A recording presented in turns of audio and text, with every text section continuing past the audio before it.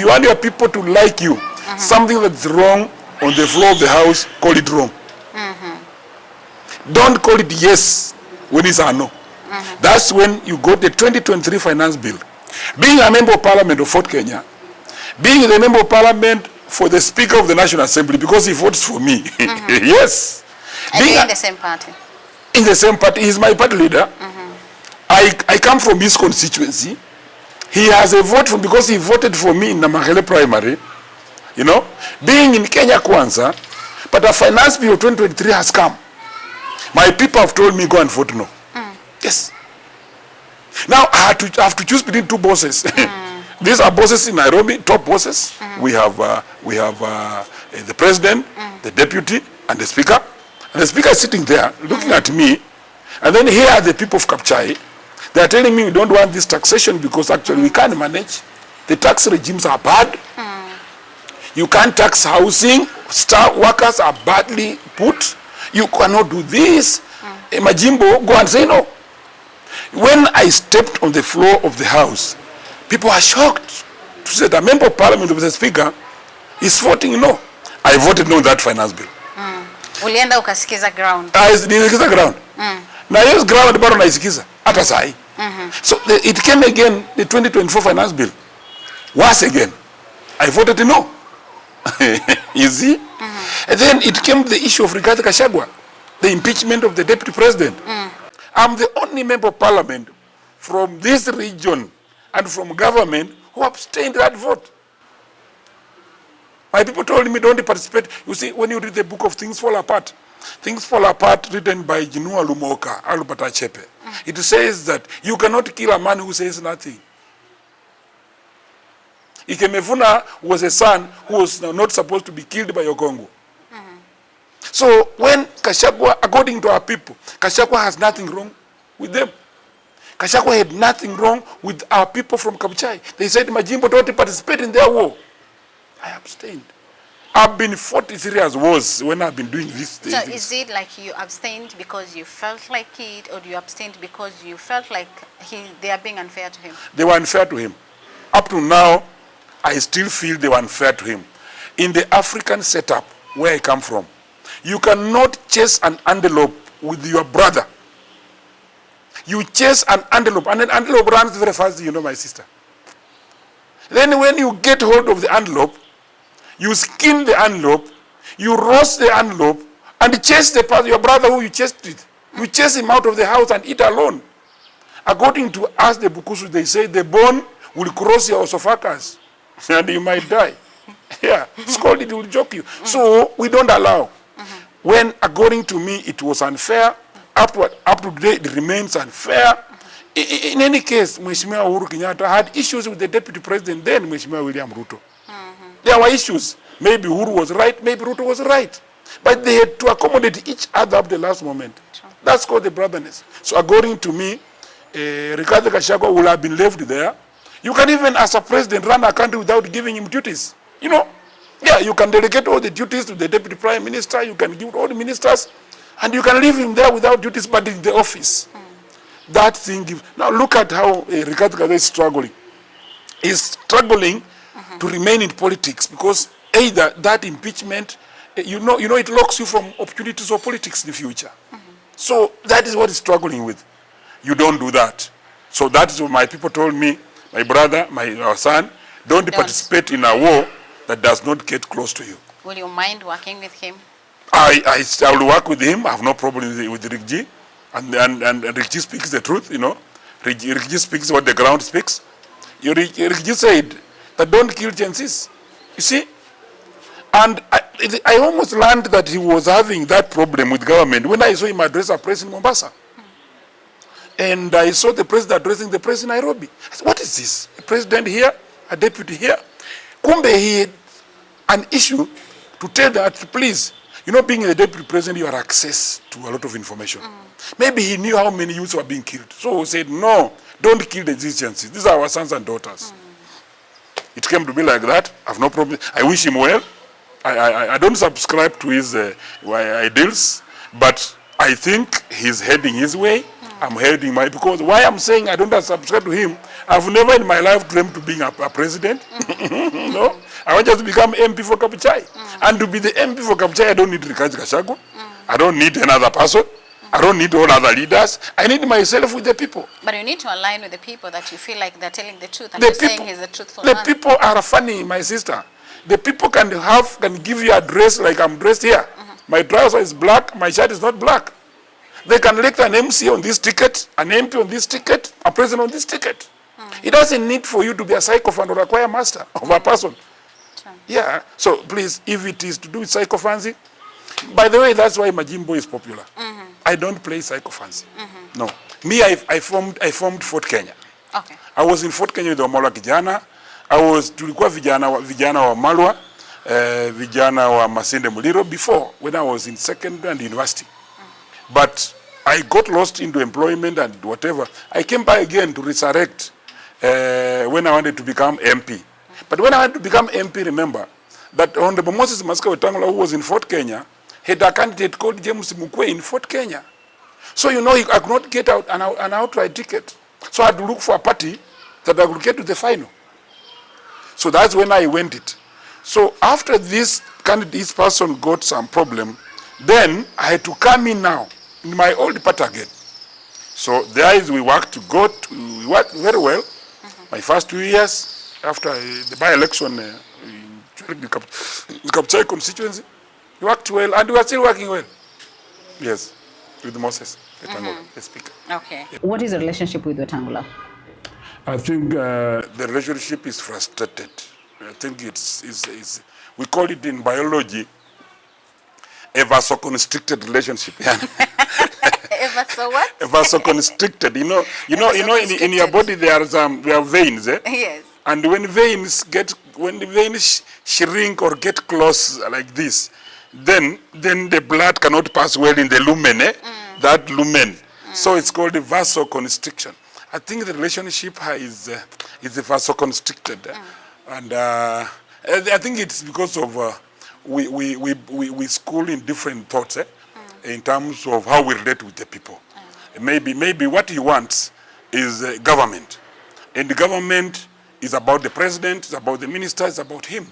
And me, I have a problem because actually I'm listening with the commoner.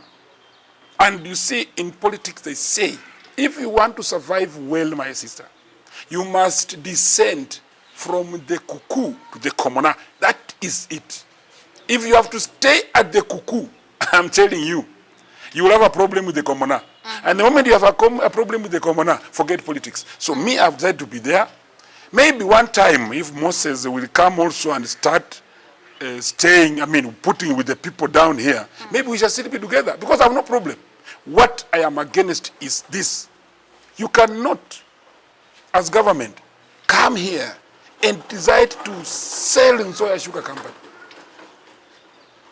Nzoia Sugar Company has been there since the days of Mzee Jomo Kenyatta, Mzee Moi, Uhuru Kenyatta, Mwai Kibaki, Uhuru Kenyatta.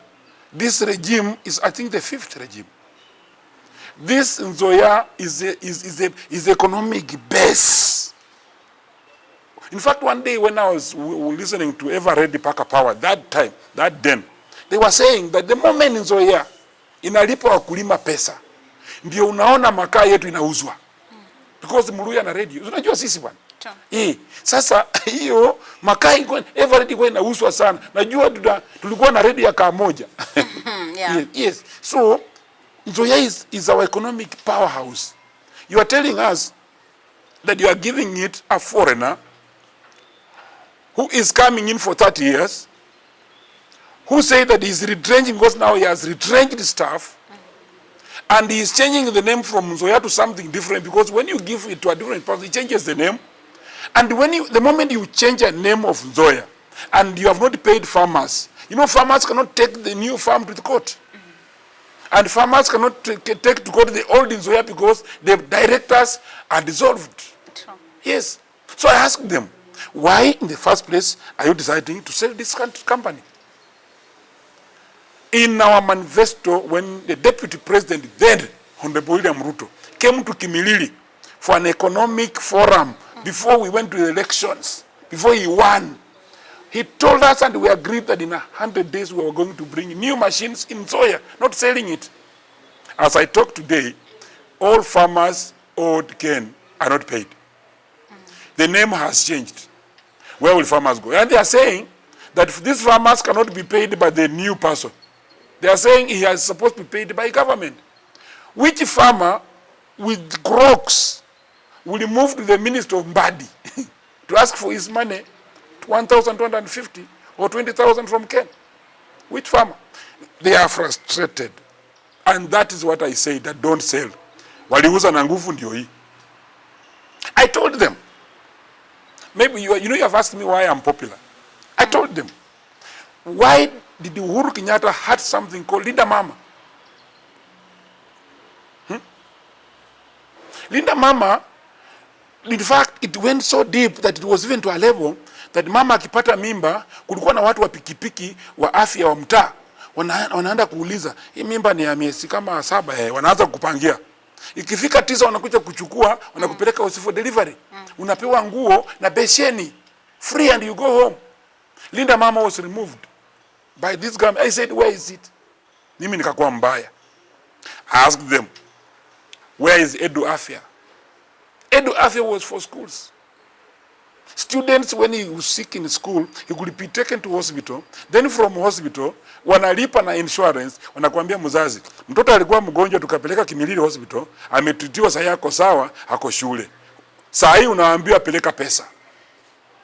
Those are things that we are saying. Some changes are so fast and they don't make sense. So I was against SHA. I was against it. Remember, there were students in India who were on dialysis. The moment that December, the moment they cut off from NHIF to SHA, those students, some of them, they were to pay millions of money. Some of them died. I'm telling you, when you make changes, please be very careful. I was careful. Those are things that have landed me in trouble with my speaker. I've spoken on them, and I will speak on the future ones also. So many other things which I cannot put in. Recently, you see, they wanted to privatize the airport. You can't privatize. You have a home. You cannot say my home is this one, but nataka kupeana contract mtu mwenye ako na njia ya kuleta kwangu mtu akuwe na gate ashike contract na akikufungia. Those are things that we don't allow. Government must have its own heritage. KICC is our landmark. When you go to US, like I was in Spain, where my son, my son is 12 years and he plays football in Spain, Barcelona. He plays in Barcelona. Yeah, and he's a very good footballer. He's 12 and he's a captain of a team. So I went there to check on him. And when I was there, I saw a very good photograph of KICC for Nairobi. So Nairobi is known for KICC. Here is a country that wants, a government that wants to privatize it. Supposing I take it as a private owner, I change it structure everything, and then I want to make it a different thing, we lose the heritage. Those are things that we cannot hurry up. When I say that is wrong, mimi Majimbo ni mbaya. I don't think I'm bad. But my eyes are on my target, and my target are the voters of Kapchai, and so many other things, my sister. So your stand is missing you in quote in quotes. My stand is making my relationship reduce, and it is making my life very easy with the voters. There are two different things. What about the head of state? Because the reason I'm asking is because you're a member of parliament aligned to Kenya Kwanza. Yes. And a whole lot of people actually, they expect those people in Kenya Kwanza to be, doing exactly what the government wants and supporting the government's agendas and initiatives. But it happens that you're the opposite. Exactly. Let me surprise you. When we voted no on the finance bill of 2024, I was among those who voted no. And those members of parliament who voted yes in Kenya Kwanza took the law to State House. Mheshimiwa William Ruto called them and said, I'm not assigning this one. Then they clapped again. Are you using your head? You know, there is a difference between using your head and someone borrowing your head. You know, someone can borrow your head. He uses it the way he wants. Then it returns to you in the evening. That is not the way Majimbo should behave. You see, members of parliament who voted yes on the floor, some of them, their houses were burned. by Gen Zs. Then when the president called them and said, this is a bad law, I don't want to agree with it, so I don't assent to this. Then they clapped again. Then you members, why were you passing the bad law? So the president rejects in your eyes. That is the first thing. So I'm trying to say that, and you have raised a very serious statement, that actually why am I in Kenya Kwanza and I'm behaving like not with the rest. The opposition. Yeah. I want to tell you something. That the moment the party is only good for you to use and get in parliament, the moment you get in parliament, you start checking government. That is the purpose of the parliament. By the way, regardless of where you are, you must check this government. Because now, let me ask a question. For example, if you have a government that tries to believe Uhuru.Raila brought free examination fees for Form 4 and Class 8. Now this government is not budgeting for exams. I said, what is this? So those are things we must correct. And when you correct this government, the president must be happy because you are assisting him lead people and then be re-elected. But I know, I know very well that the president knows what I'm doing. Because even him, he was critical on issues when he was in government. Very critical. Even my brother, the party leader Moses Wetangula, when he was in NASA, when he was there with God, you know what he did, what he told us. You know we can't have double speak. I'm just borrowing, I'm just reading from the books that they wrote, you know. Yes, they wrote these books for us. You have to be honest to your people. And, and tomorrow, if they do something very good, I'll vote yes. Yes.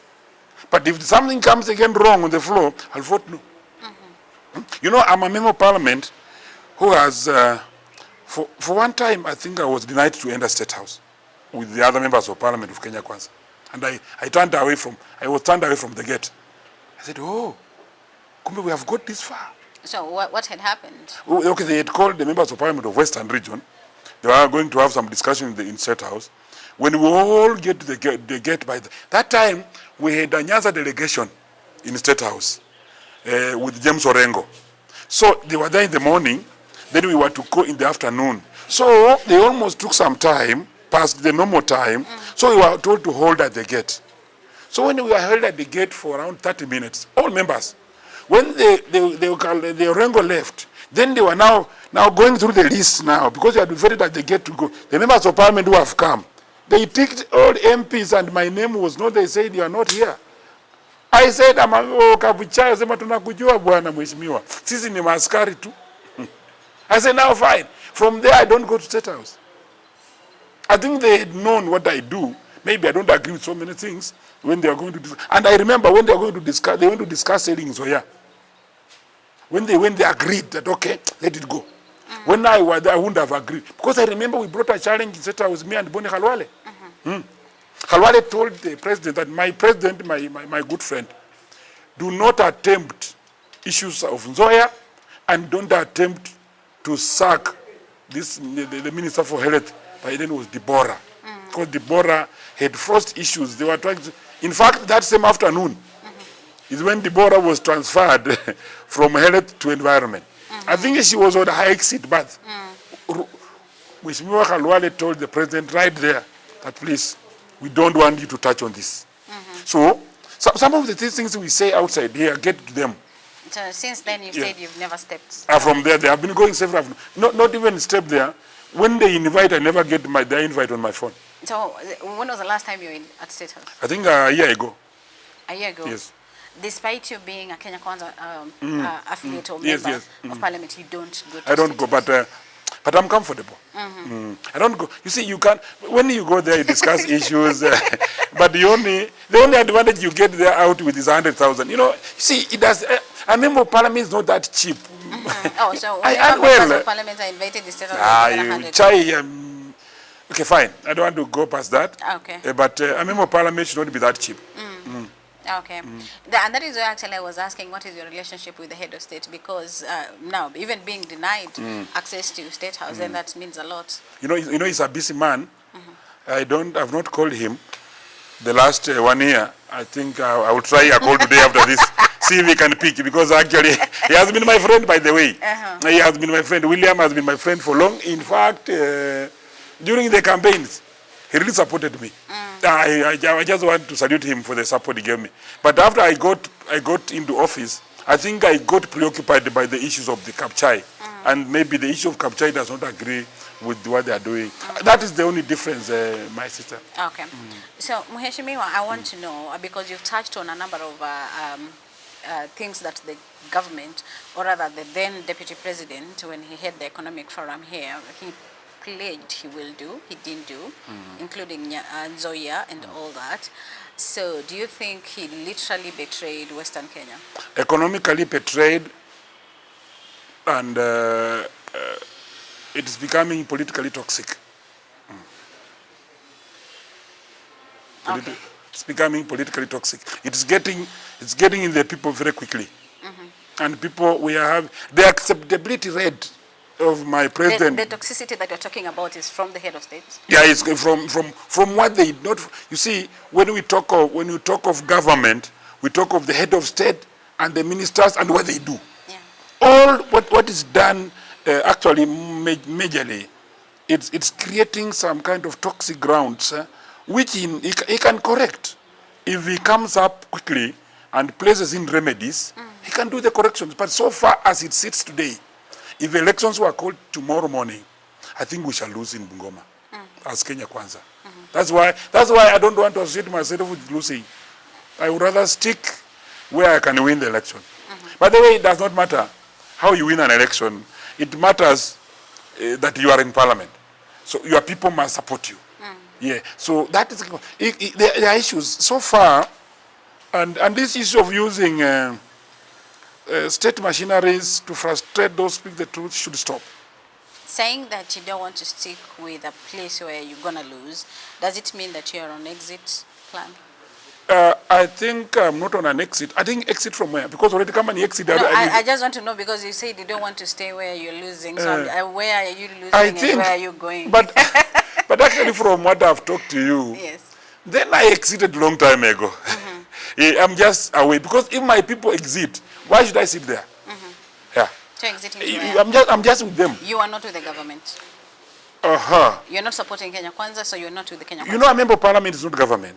Ah, okay. Yeah. Unless, if you are a member of parliament and you are in government, then you are a sycophant. Ford Kenya is an affiliate party of this government. Correct. Ford Kenya, as an affiliate party, the top echelon of Ford Kenya can join the government, because it's a state, is now the head of legislature, but every part is distributed. The members of parliament of Fort Kenya are supposed to stand with the people on the floor of the house, defend the poor. You see what? Defend the overtaxation, defend the poor tax regime. You see? That is our work. So when you are, in fact nowadays, in parliament you can sit either side. You can either sit this side or this side. We don't have opposition side and government side, because a member of parliament is supposed to oversight government. That is not what we are seeing in the National Assembly. We're seeing something different. And of course, you've talked about some of the scenarios. You've seen the sycophancy playing around, you know, like, and the next thing they pass this law, and the next thing they are celebrating because the government and the president is not ascending to it. But I want to ask you this, especially for Ford Kenya. Do you believe, or do you see from where you sit, that we have two factions in Fort Kenya? No. In Fort Kenya, we have only a party, Fort Kenya, but maybe I don't agree with the ideals. That's the only difference. Is it just you in Fort Kenya, or other members also feel the same? I don't know. I can't speak for Chikati. I can't speak for Makali. I can't speak for Majimbo Kalasinga, unfortunately. But for myself, there are things I don't agree with. Muhesh, a lot of people actually look at you as a rebel in Fort Kenya. Do you believe that you have two factions in Fort Kenya? No, we don't have two factions. I was just speaking something that, let's just look at the definition of the word Ford. Ford was designed by Jaramogi, Masinde Muliro, Ndenge, Bamariz, Paul Muite, all those guys, Raila Odinga, you know, Mokhisa Kitui, John Barasa Munyasya. You know, the word Ford means Forum of the Restoration of Democracy. It means At some time, democracy was lost. Yeah. So this is a forum that should restore the democracy. Yeah. That the democratic space of the people down here is got in how they are employed, the workers of Nzoia, how Shah is mistreating them. You see, how we have a problem of Linda Mama. They have their rights. So Ford must talk, must be a voice of these voiceless. Unless Ford has joined government and changed its definition, then we define it differently. And then I want to be told what is now the definition of Ford. Actually, Ford Kenya must stand with the people. And that's why when you are hearing people like Paul Mwite, Denge, Joja Nyon, these people like Buzeja Jaramogi, George Welime Captain, these are people who are speaking the people's voice. And exactly I'm speaking what they were saying. Bring the clips of George Welime Captain, Omola Kijana, Mukisa Kitui. Then see what I'm saying. I'm telling you, this is the direction of Ford Kenya. Unless we can't change meaning when we get to government. We can't change meaning. And my people, you cannot say that we are in government, can my child go to school without fees? They will not agree. We must have a better economy for me as a Fort Kenya member of parliament or a Fort Kenya member on the ground to get fees and take a child to school. You can't say we are in government today, so you walk in the supermarket, you pick sugar and flour, and then you don't pay. No. Life must continue in its space. So a political party does not dictate and must not dictate the reason for parliament, which was begun in Britain. Was first, there was taxation. Then people said we cannot have taxation without representation.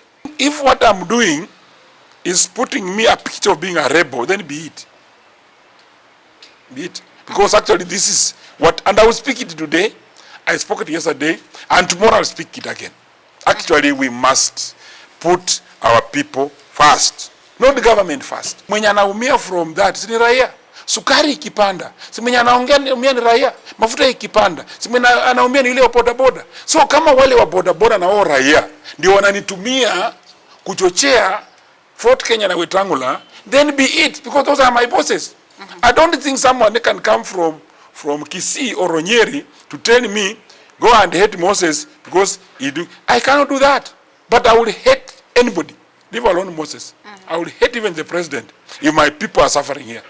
Please, so please, that is the way, but that is who I am. And that is the material metaphor. Like from the parliament, where you have been key critic on many of the things that they initiated by the government, and they actually expected that you should support, but you've been a critic. Back home as well, in the ward where we are having now, after we lost to Muhongo, we have MCA by-elections, and still we seeing the difference. You're supporting a different candidate. We have Fort Kenya candidates, which is your party. And that is why I was asking you. That is what I was asking you. Do you feel like we have a split? Because if you are in Fort Kenya, people will expect that you're supposed to support your candidate. Then you're supporting an independent candidate. Exactly. Now, that is where birds of the same feather flocking together mean. That is where Majimbo Kalasinga, who values education in the constituency, who values the truth, cannot partner with anybody, even if you are in my party, if you are a goon. Sorry, I can do that. Okay, so by excuse me, I want to finish. I want to finish it. No. You see, you get me right.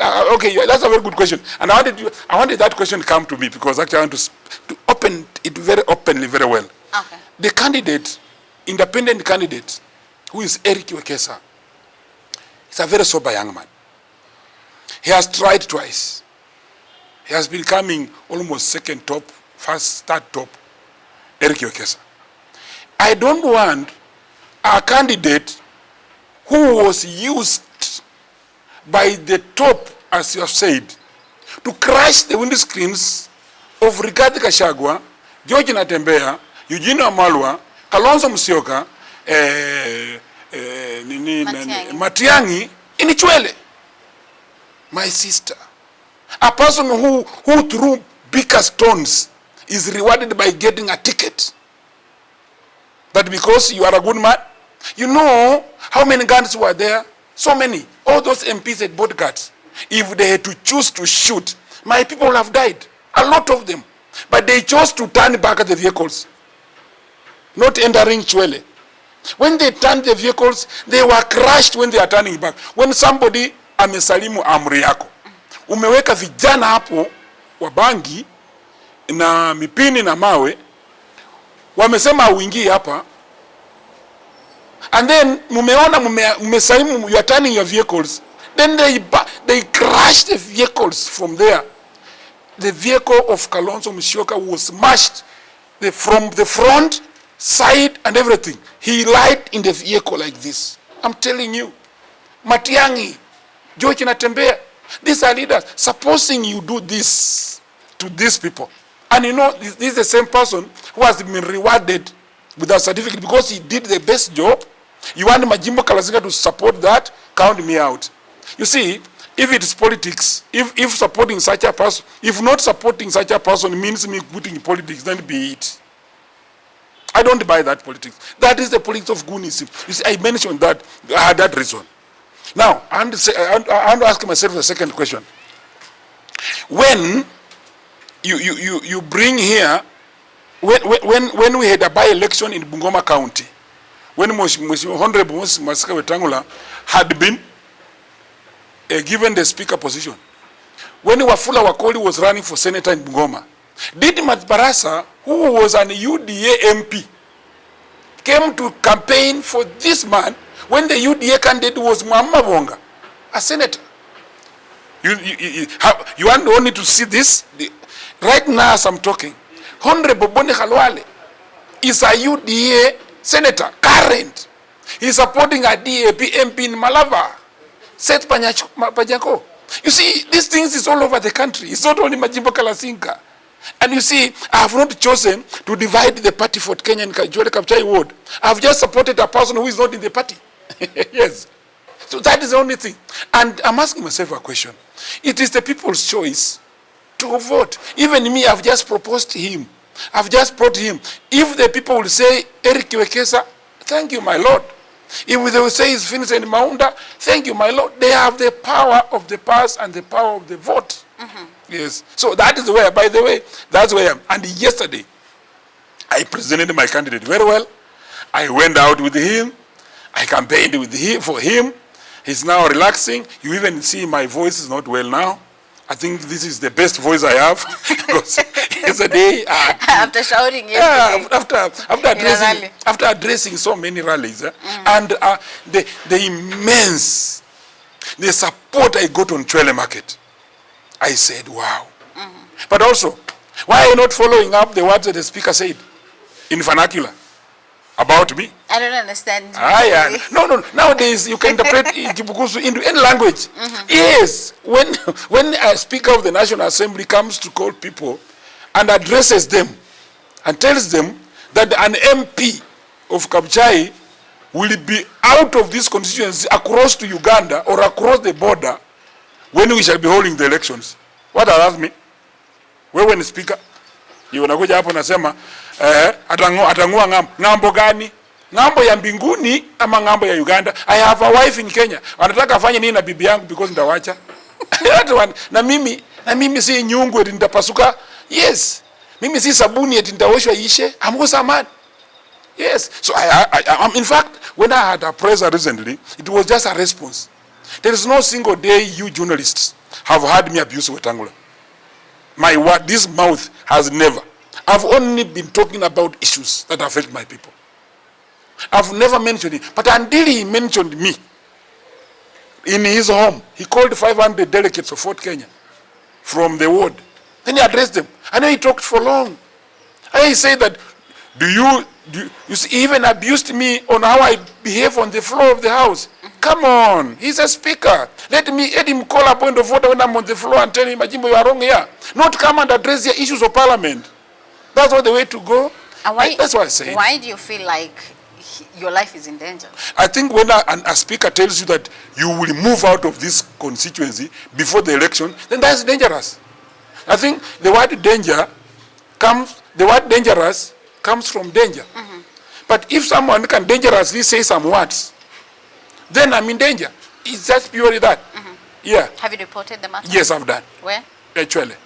Yes. And you see, my reporting has no intention to sue. My reporting just tells them aware. My intention is, I'm a man, I'm a political animal. I will survive. I will have my boys, I will have my team, I will live here. And if I will die, I will be buried here in Kabuchai. Yes. Is it the first time that you're having these issues with your party leader? It is not the first time. It's not. We have had issues sometime even, which I don't want to discuss here in front of the camera, yes. Okay. Yeah, we have had issues. So these are recurring issues. And they're just issues to do with what I don't believe in. Yeah. They're not issues to do with we don't share a woman. We don't share land with him. We don't share money. We don't quarrel over land. We have nothing to quarrel over. It's about issues that he believes in. And the issues that I believe in maybe don't mind. They're immiscible. You know, when you're doing chemistry, there is a immiscibility character. When you mix paraffin and water, they will separate. That is the immiscibility maybe in what we think about. Don't you think that you saying that you're going for his seat, Ford Kenya party leader, is now like you're catalyzing the whole thing? Now, let me ask a question. Wamala Kijana was a chairman of Ford Kenya. It came to Muskari Kombo. It came to Moses Wetangula. What is wrong if it goes to Majimbo? I'm not saying now, he will grow old. You know, yes. When I'm preparing myself to take over the party, when he grows weak and frail and old, like now, he also got it from Kombo. Right? What do you mean he'll be mortal? No. Yeah, forever he'll not be there. Someone younger than him must prepare to take over the party. And I should take over a vibrant party, not a dead party. Remember, this party had one time 34 members of parliament. It came to 17. Now we have as less as 4 or 5. Where are we going? No. What do you think about the scuffle that has been between Wetangula and Natembeya? That is their own making. In fact, we don't need to have it. Okay, Natembeya is saying that we need to employ our sons as well in police. We need, where is our 30%? We need to have our own issues solved. We need to have our top, in the top echelons like the police, you know. When Natembeya is just talking issues that are affecting us. In fact, Wetangula is supposed to support that. And we fight to get them. You know, if we team together, we shall get those positions. But when Natembeya is saying it, and then you think is not right, then you are not with, you are in disconnect. It is for their own making. In fact, we must be together. In fact, Natembeya, Wetangula, Majimbo, Mudavadi must see the president and say, now we are going for the recruiting of the police. Where is our 30%? Lori zetu ziko wapi? Walikuwa wanatuambia tu ni the campaign. Wakati ya kurecruit, tutaleta hapa malori za jeshi. Watoto wanakuangalia meno na nini. In fact, I have a quote that one of our leaders said, hawataangalia meno kwa sababu meno haipiki bunduki. Meno haishikangi bunduki. That clip is there. You know the media does not forgive you. It will bring you up again. So that's what Natembeya is saying, George. And when George speaks is the fact that he's speaking. What he's speaking, even that is what Wetangula wants. But what Wetangula is seeing, or Mudavadi, or whoever is seeing in the George, he's seeing like this man is growing. He's not seeing what he's saying. This man is emerging. Why is he emerging? You cannot frustrate an emerging force, but also you cannot contain a growing pressure. No. When you are sitting on that chair, and that chair is increasing every time like this, pressure, and you are saying, I will contain it. No, it will burst. You cannot contain a growing pressure. Ask scientifically, what is this that Natembeya is talking? And Natembeya is connecting with the people on the ground. So those are things. By the way, Wetangula had to connect with the people when he ran away from Uhuru Kenyatta and joined Ruto. Then he connected with the people. You see, these are things that are dangerous traits. Let us see how does Natembeya speaking this? Wetangula come in and we solve.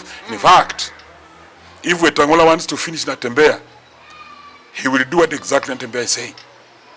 Tomorrow, bring up the lorries, take the youths, The same. Sinatembea alisema, si ndio niko nachukua, hapo. 2, Nzoia Sugar Company. We are not selling it. We are bringing in 3 billion. Ikiwa state corporation, tununue new machines, factory ianze. Sawa. Natembea alipika hapa gari, basi. Si ndio nifanye? Enda mwambie nimemaliza. That is how to finish Natembea. But if Natembea will speak and you still sell, we are rubbing salt in our eyes. I'll be very unfair to wrap it out if I have to. If I don't ask you this, what if you're kicked out of the party before you oust Wetangula? I don't know when. If they kick me, I have a right. I have a right to be in this party. Yes. And being a right legally, being in the party, is a right. You cannot take it from me. You can only take from me the privileges of being committee on the floor of the house. You can take it away. I can be reduced to one party, to one committee. That does not move me out of the party. Because being a party is your choice, by the way. And if you have to go out of the party, you must resign using your ID, yourself. And as long as I'm a member of the party, I'll be a member of parliament. And if something wrong will come, let them plan, which I don't think they are planning, but let them plan it. And even host me in the party, if they can do it using the dubious means. And then I don't become a Fort Kenya member now. And then tomorrow, the speaker declares my seat vacant. I will come and run on independent again on a by-election, and I will show them now. Yes, I'm willing to come to the ground again, and I will be re-elected by the 100%. Yes, because I'm sure what I'm talking is not my words, they are people's words. If Wetangula is watching right now, what message do you have for him? If Wetangula is? Watching this. Let me face the camera. Moses Masika Wetangula, my good brother, my party leader. You gave me the first certificate, I won the election of Kapchai constituency. What I'm exactly doing is what you are doing when you are in NASA. What I'm exactly doing is what you are doing when you are in the code. And you are my role model when you are in the code. Wakati uliuta William Ruto Arab mashamba. Because you knew he was grabbing. That's what you said when you are in code. I'm exactly reading from the books that you wrote. And your books are very sweet, Moses. I'm reading them, all of them, page by page. And don't accuse me for reading your books correctly. That's what I can say. Oh, okay. So are you free to maybe have a reconciliation meeting with him, maybe squaring these things? Unless we can reconcile, but you know, the reconciliation then it will be happening so many times. Because as long as he will be doing wrongly, my people will again go away. Because me, I have no problem with the reconciliations. We can even reconcile now. We come together. We have no problem, by the way. By the way, let me tell you, I have no personal problem with Moses Wetangula. I won't have a problem with what the government is running down my people.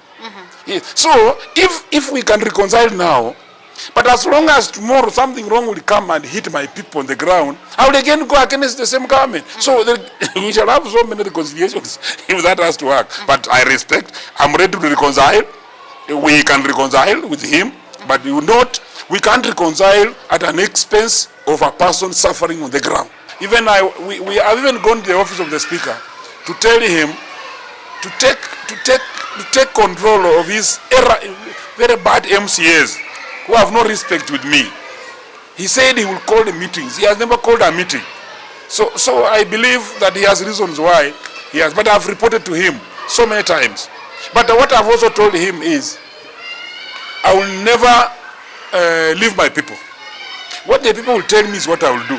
Like teachers, staff, everybody are suffering for house levy deductions. No, those things affect my people. I cannot actually hide my head in the sand over such things. So we have spoken as my speaker. We have spoken as my voter and me being his MP. But maybe we are not reaching the agreement because of what I believe in. One thing that Natembeya has been calling out or pushing is Luya unity. Are you ready to work together with all these Western leaders to bring... Exactly, that's what I can do. Okay. I would love to do that. I would love to see Halwale, love to see all of us together, pump an idea. But what I don't want to do is this. I don't want to support a supporter. No. If you are going to support someone else, I will not support you. If you are coming to unite Luyas for purpose of you being the president, I will support you. But if you are uniting Luyas so that you can go and support someone, then you are a supporter. I would rather support that person directly without going through you. Yes. I will not support a supporter. And you see, maybe you can see me and say that, why is Majimbo this stuff? You know, in physics we say that the hardest iron must have passed through the hottest furnace. I am that type of material. Musalia Mudavadi, what kind of a leader is he? Musalia Mudavadi is very bright. Musalia Mudavadi is very sharp. But Musalia Mudavadi is very soft for politics. If not politics, yeah. Which career do you think? Musalia Mudavadi can be a very good person in the diplomatic world. Musalia Mudavadi can be very good economic advisor. But for long, my good brother has not shown the power to punch. You see how to punch is what people want.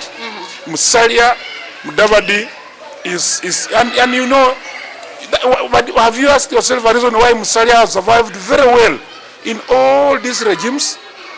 Yes, by the way, he did well in the Moi regime. He did well in the Uhuru regime. He's doing well in the Ruto regime. You know, he's very soft. He's not ambitious. You know, he's just quiet. Unfortunately, some leaders don't want ambitious people, like Majimbo Kalasinga, who wants to become party leader after Moses Wetangula. You also want to be a governor and president in future? I don't have any intention of being governor. I neither have any intention of being senator. I have no dream of being the president. But one time, if I'll season up, when people come for me, because actually I know very well, I'll be lying to Kenyans that I'll be going for president. Because here in Kabuchai, they understand me very well. But Taita Taveta hawajui Majimbo. Pokoti huyu ni nani? Kisii na wewe ulizaliwa wapi? So unaanza pole pole, those baby steps. That's what I'm saying, that it's gradual. It's gradual. But for now, I want to run Kabuchai well. I want to be re-elected in Kabuchai. And then after being re-elected, then we can discuss later. But governor, not in my mind for now. Senator, not. Even president, not. I'm just in for Kabuchai. You have told us the candidate you're supporting for MCA. Governor? For governor position, you know, Bungoma governor, we have several candidates. And all of them are my friends. The first one among the list of friends, we have Wycliffe Wangamati. Wangamati is my Bakoki. Bakoki in our language means you are circumcised the same day. Even if I find Wangamati beating his wife, when I appear, he will leave. That is the respect we have. What kind of beating? Beating, physical beating. Other beating is always secret. But just physical. Now, let me use violence. But now, that is a man called Wycliffe. You know, that's you are Bakoki. You are not supposed to fight, all of you. So, that is the relationship we have with him. The other one is Didmas Barasa. Didmas Barasa is my uncle. My mother and Didmas Barasa are cousins, you see. So he's my relative. And he's doing his rounds around the county. My good friend Tim Wanyonyi. Tim Wanyonyi is my voter in Kabuchai constituency. He's born and bred from Kabuchai. He just went to Nairobi for a job. But when he comes home, his father votes for me. So, it's my person. That's why I say it. And you know, he has done a very good track record in Nairobi. The other candidate is Zakaria Barasa and so many others. This is how, so we are telling our people that let's move. Campaign without violence. Talk to your people. When the right time of coming, and you see each person will be in a different political party during the elections. And when it gets 6 months the elections, then the line will be seen. Then we shall say how to go. But I will urge that all of them, let us push all of them. In fact, from here, I will call Wycliffe, we talk, I call Didmas, we speak, I call Tim, we speak Zakaria Barasa, is my friend. All of them relate to me. That is what's supposed to be. Do not be used to abuse any leader that is elected. Isi munenda kupigia rais, unaenda kumwambia nini? Aholi hamjaongea. Ya president. Sijui kama atachukua. Unaenda kumwambia. Lakini akichukua, naambia rais kwa ground tufanye namna gani juu imeanza kuchemuka.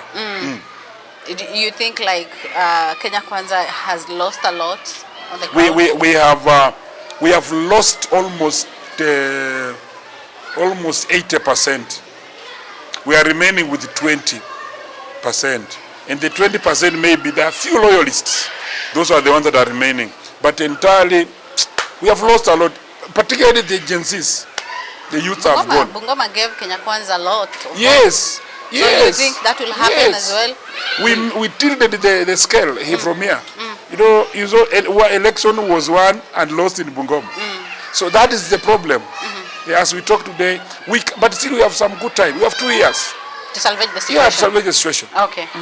Message to Kenyans as we wrap up? Kenyans should know one thing. I will start with the Gen Zs. It's your time to take your vote. We are registering votes. I am seeing the speed at which registration is going on. My sons and daughters, Gen Zs, it is too slow.